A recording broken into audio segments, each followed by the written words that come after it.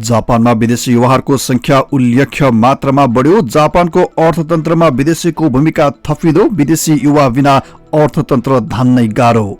सन् 2025 मा जापानमा 20 देखि 29 वर्ष उमेर समूहका मानिस मध्ये 9.5% विदेशी बासिन्दा रहेको सरकारी तथ्याङ्कको क्योदो न्यूज विश्लेषणले देखाएको छ। यो अनुपात सन् 2015 मा रहेको 4.1% को तुलनामा दोब्बर भन्दा बढी वृद्धि भएको हो।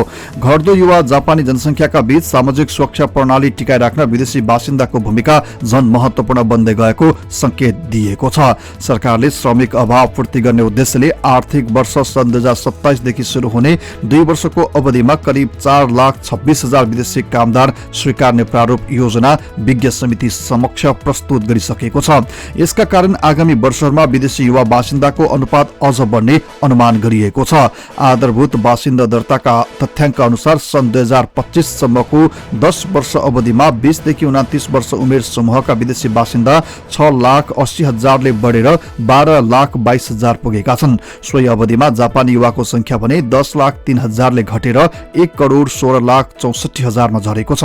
प्रान्तगत रूपमा हेर्दा गुल्मा प्रान्तमा 20 देखि 29 वर्ष उमेर समूहमा विदेशीको अनुपात सबैभन्दा बढी 14.1% रहेको छ। त्यसपछि गिफु र इवराकी प्रान्त दोस्रो र तेस्रो नम्बरमा रहेका छन्।